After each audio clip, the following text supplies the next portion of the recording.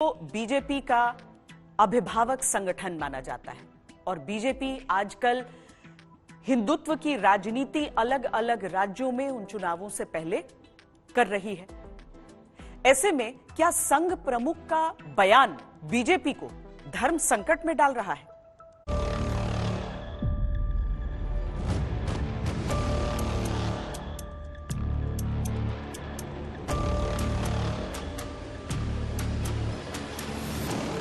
जो मंदिर आज निकल रहा है 1978 से इन लोगों ने कभी खोलने नहीं दिया उस मंदिर को, तो आज बजरंगबली का मंदिर निकल रहा है।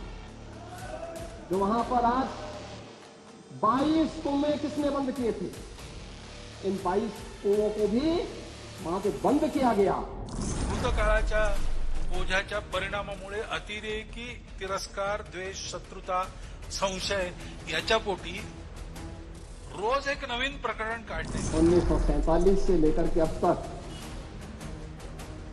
209 हिंदुओं की निर्मम हत्या वहां हुई है संभल के अंदर, 209 हिंदुओं की।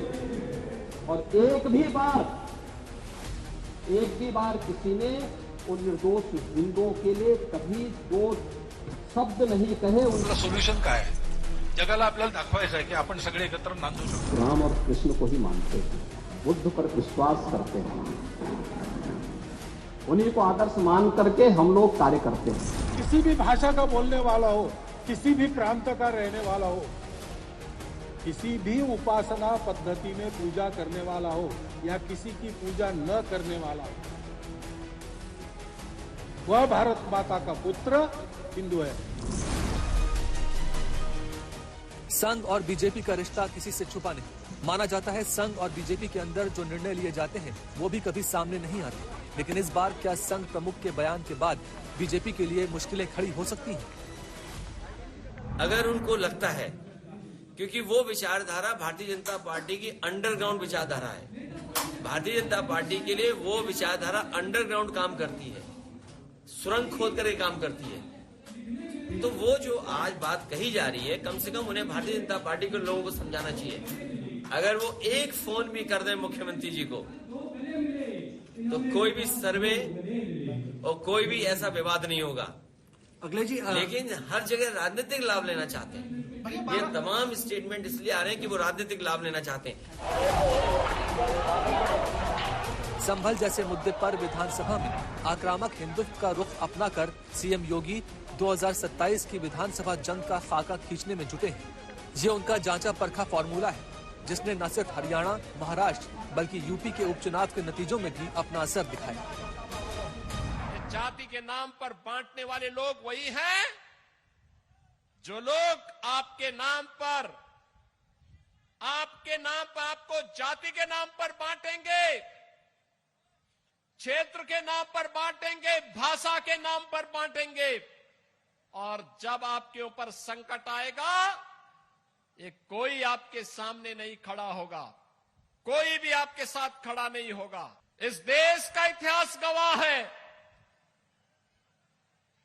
जब भी जाति के नाम पर, क्षेत्र के नाम पर, भाषा के नाम पर बंटे हैं, तो निर्ममता से कटे भी हैं।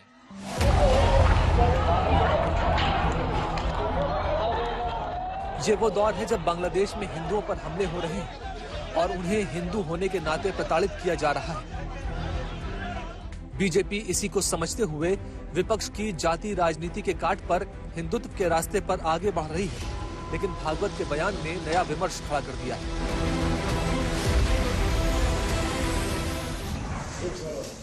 क्योंकि मोहन भागवत जी को लेकर जिस तरीके के बयानबाजी हुई, रामभद्राचार्य जी ने ये भी कहा है कि मोहन भागवत जी भगवान राम को लेकर या मंदिर हिंदुत्व को लेकर राजनीति ना करें। देखिए, रामभद्राचार्य जी बहुत महान संत हैं, उनका भी सम्मान, परम आदरणीय स्वतंत्रता दिग्गज भी सम्मान, इस विषय पर मैं कोई टिप्पणी नहीं करूंगा। मोहन जी ने कहा है कि चलिए, इस पर मैंने बोल दिया। और सवाल, थैंक यू। मोहन भागवत जी पे बड़ा सवालिया निशान लग जाता है। मोहन भागवत जी कुछ कह रहे हैं, उन्हीं के संगठन की मैगजीन कुछ कह रही है, उनके जो सपोर्टर्स हैं साधु महाराज वो कुछ और कह रहे हैं। ये भारतीय जनता पार्टी और आरएसएस की लड़ाई का नतीजा है। मुझे लगता है कि ये जो कुछ भी हो रहा है मोहन भागवत जी के खिलाफ, उसमें भारतीय जनता पार्टी का बड़ा हाथ है। वो उनकी इज्जत के साथ खिलवाड़ कर रहे हैं और या फिर मोहन भागवत जी का कंट्रोल आरएसएस पे से खत्म हो गया है। महाराष्ट्र चुनाव बीजेपी ने बड़े और ऐतिहासिक बहुमत से जीता तो उसके पीछे फडणवीस का प्रचंड हिंदुत्ववादी प्रचार माना गया। वोट जिहाद का जवाब वोट के धर्म युद्ध से हमको देना है। अब अगर ऐसे में मोहन भागवत की नसीहतों पर बीजेपी गौर करे तो उसे अपनी राजनीतिक रणनीतियों पर पुनर्विचार करना पड़ेगा, क्योंकि मोहन भागवत के बयान ने बीजेपी के सामने बड़ा सवाल खड़ा कर दिया है। संतों और श्रेष्ठ लोगों और पूजनीय सरसंघ चालक जी की बात पर, उनके बयान पर कोई हम प्रतिक्रिया नहीं देते। वो हम उतनी सामर्थ्य शक्ति मेरे अंदर नहीं है कि मैं उनकी बात पर कोई प्रतिक्रिया दे सकूं। तो उनकी बात को उसी पर्सपेक्टिव में समझना चाहिए जिसमें उन्होंने कहा है। पूरी दुनिया जानती है कि भारत में लाखों मंदिरों को मुस्लिम आक्रमणकारियों ने तोड़ा और उन पर मस्जिद बनाई। 1984 में भारत के संतों ने एक बहुत बढ़िया ऑफर मुस्लिम समाज को दिया था। आप हमें केवल 3 दे दीजिए, अयोध्या, मथुरा, काशी, हम लाखों को भूल जाएंगे। आज की अगर परिस्थिति बनी है तो उसके लिए ये मुस्लिम नेतृत्व और इनको भड़काने वाले सेकुलर पॉलिटिशियन ही जिम्मेदार हैं। संघ और बीजेपी के बीच लोकसभा चुनाव के दौरान दूरियां देखने को मिली थी। तब उसका असर ये पड़ा कि बीजेपी बहुमत से दूर हो गई और इसको भी संघ की नाराजगी से जोड़ा गया था। अब एक बार फिर बीजेपी के सामने धर्म संकट है कि वो मोहन भागवत के बयान को राजनीतिक रणनीतियों में कैसे लें। संघ और संतों का संबंध हमेशा सुई और धागे की तरह रहा है, जिससे दोनों ने मिलकर देश में जो अपना एजेंडा रहा है उसे आगे बढ़ाया है। राम मंदिर से लेकर हिंदू संस्कृति पर विचारों तक संत और संघ एक दूसरे के समर्थन में रहे। लेकिन यह पहली बार नहीं है जब संतों ने संघ प्रमुख के बयान पर आपत्ति और नाराजगी जताई हो। ऐसे मुद्दे हैं, एक इतिहास तो है, उसको हम बदल नहीं सकते। वो इतिहास हमने नहीं बनाया, न आज के अपने आप को हिंदू कहलाने वालों ने बनाया, न आज के मुसलमानों ने बनाया। उस समय घटा, इस्लाम बाहर से आया, आक्रमकों के हाथ आया, जिसमें हम अपने प्रकृति के विरुद्ध किसी ऐतिहासिक कारण से उस समय की परिस्थिति में सम्मिलित हुए। हमने उस काम को पूरा किया। अब हमको कोई आंदोलन वगैरह करना नहीं है। भागवत बयान और उनका ज्ञान हमेशा बहस में ही रहा और हिंदू संत समाज और सियासत के बीच चर्चाओं में भी। लेकिन फिर भी हिंदुत्व के मुद्दे पर संघ और संत लगभग एक मत और एक साथ ही चलते रहे। अयोध्या आंदोलन के दौरान तो संतों और संघ की जैसी जुगलबंदी बनी, उसे पूरे देश ने देखा। राम मंदिर जब बनकर तैयार हुआ तब संघ और संतों के बीच प्राण प्रतिष्ठा कार्यक्रम को लेकर थोड़ी तनातनी दिखी थी। शंकराचार्य के पद की प्रतिष्ठा है, मर्यादा है, यहाँ अहंकार की बात नहीं है। हमारे लाडले प्यारे प्रधानमंत्री जी मूर्ति का स्पर्श करके उन्हें प्रतिष्ठित करेंगे, गर्भगृह में वो लोग रहेंगे और बाहर ताली बजाते हुए हम शंकराचार्य रहेंगे। यह क्या शास्त्रीय मर्यादा है? लेकिन 3 तलाक का मुद्दा हो, यूनिफॉर्म सिविल कोड की बात हो, धारा 370 हटाने की बात हो या काशी मथुरा का मामला, साधु संतों ने आरएसएस और बीजेपी का खुलकर साथ दिया। पहली बार ऐसा होता दिख रहा है कि संत समाज मोहन भागवत के बयान को लेकर इतना नाराज है कि वो संघ को अपनी सीमाएं याद दिला रहा है।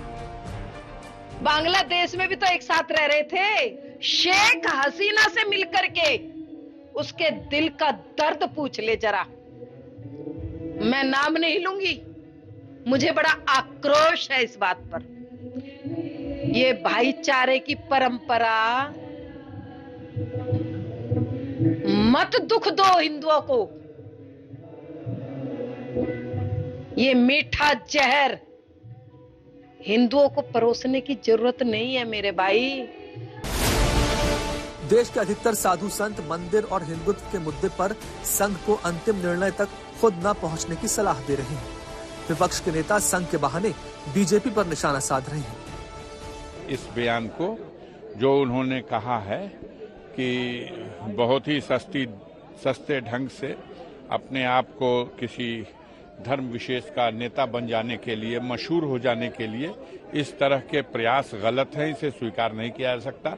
मैं वेलकम करता हूं उसके। वो सरकार को कह रहे हैं कि आपके लोग आपके इशारों पर ये कर रहे हैं, कानून व्यवस्था खराब हो रही है, या वो सिर्फ गुड कॉप बन रहे हैं और सरकार को पूरी छूट, पूरा लाइसेंस दे रहे हैं अराजकता फैलाने के लिए। अब तो सुप्रीम कोर्ट ने मोदी सरकार को बोल दिया 4 हफ्ते के अंदर आपका क्या मत है इस पर वो स्पष्ट कीजिए। देखते हैं सरकार क्या बोलती है। सवाल फिर यही है कि आखिर मोहन भागवत ने हिंदुत्व के मुद्दे पर नसीहत दी किसे थी? उनके बयान का अर्थ क्या था?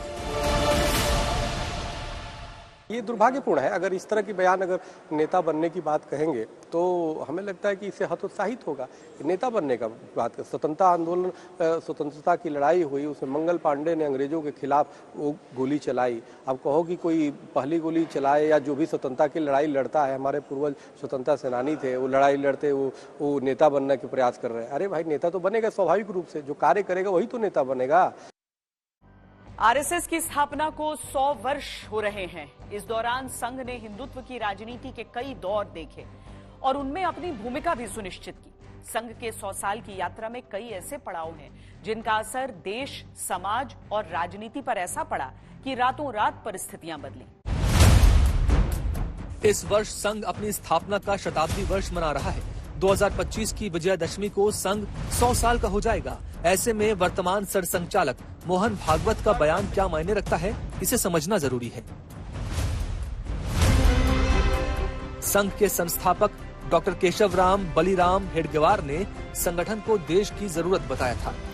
संघ ने शुरू के 50 साल संगठन को मजबूत करने में लगाए और कई संस्थाएं खोली, जिनमें भारतीय जनसंघ जो बीजेपी बना, विद्यार्थी परिषद, विश्व हिंदू परिषद, शिशु मंदिर, विद्या मंदिर आदि है। शेष 50 साल संघ ने संगठन के विस्तार पर खर्च किए, जिसके तहत तैयार संस्थाओं को वृहद विस्तार दिया। संघ अब अपने शताब्दी वर्ष में समाज परिवर्तन की योजनाओं पर काम करता दिख रहा है, जैसे आदिवासी, दलित, पर्यावरण संबंधी योजनाओं पर काम करके।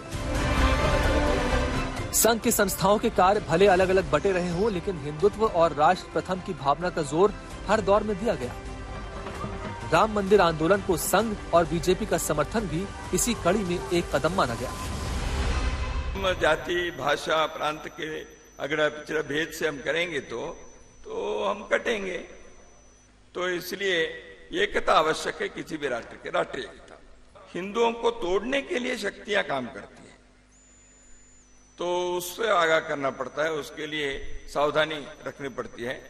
वो कई प्रकार की शक्तियां हैं, तो हिंदू को जाति के नाम पर तोड़ेंगे, विचारधारा के नाम पर तोड़ेंगे और किसी नाम से जोड़ेंगे, तो उसको हमें सावधान रहना पड़ता है। सभा स्थापना वर्ष को मनाने की तैयारियां संघ में कई स्तर पर चल रही हैं। इसी के साथ संघ आने वाले 100 वर्षों का रोड मैप भी तैयार करेगा। हिंदुत्व उसमें कैसे और कितना फिट होगा, इस पर सबकी निगाहें रहेंगी।